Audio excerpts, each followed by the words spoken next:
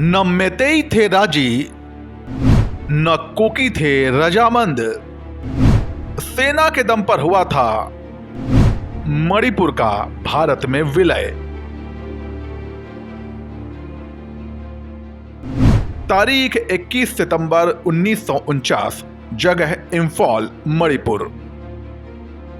भारत सरकार के प्रतिनिधि के सामने मणिपुर के तत्कालीन महाराज बुधाचंद भारतीय संघ में अपनी रियासत मणिपुर के विलय संबंधी दस्तावेजों पर साइन कर रहे थे। चेहरे पर उदासी और आंखों में आंसू थे।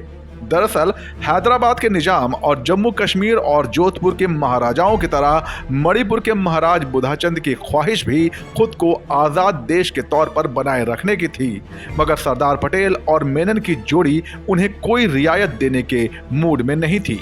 विलय पत्र पर हस्ताक्षर के एक हफ्ते पहले ही भारतीय सेना राजधानी इंफॉल में घुस चुकी थी और महाराजा बुधाचंद को उन्हीं के महल में नजरबंद कर दिया गया था।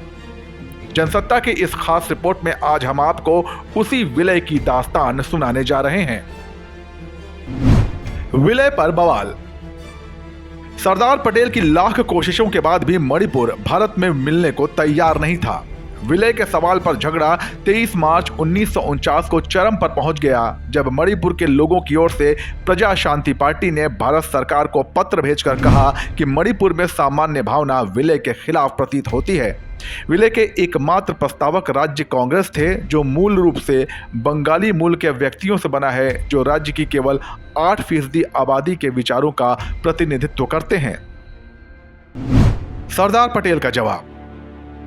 जाने माने लेखक संजीव बरुआ अपनी किताब in the name of the nation, India and it's north east में लिखते हैं, जब यह मामला विलय के लिए नियुक्त भारत के प्रतिनिधि श्री प्रकाश और रुस्तम जी द्वारा व्यक्तिगत रूप से पटेल के पास ले जाया गया, तो उन्होंने यह पूछने के अलावा और कुछ नहीं कहा कि क्या शिलोंग में कोई ब्रिगेडियर है। सब टेक्स्ट बहुत साफ था। उनके कहने का मतलब था कि मामला कोई बड़ी बात नहीं है, हमें बस भारतीय सेना को शामिल करना था। भारतीय सेना का एक्शन। पटेल के इरादों का पता जब मणिपुर के महाराज को चला, तो उन्होंने शिलोंग जाकर राज्यपाल से मिलने का फैसला किया।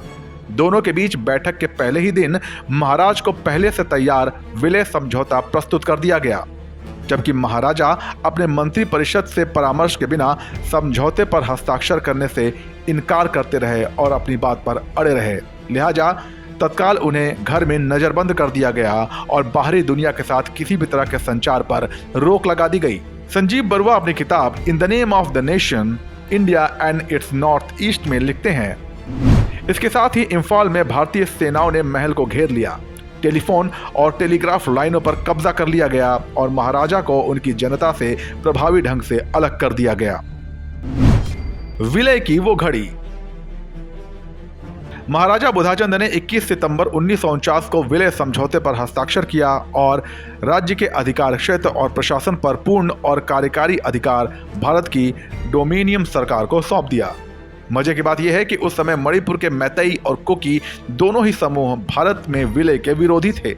मैतेई समूह तो लंबे समय तक विलय पूर्व समझौते की स्थिति में वापस जाने की मांग करता रहा, खासकर जब भी उन्हें सरकार के प्रति किसी तरह का असंतोष महसूस होता।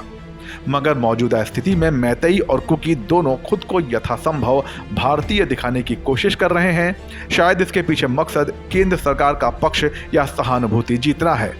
आप इस बारे में क्या सोचते हैं, हमें कमेंट सेक्शन में बताइए और ऐसे ही दिलचस्प जानकारियों के लिए बने रहिए जनसत्ता के साथ। नमस्कार।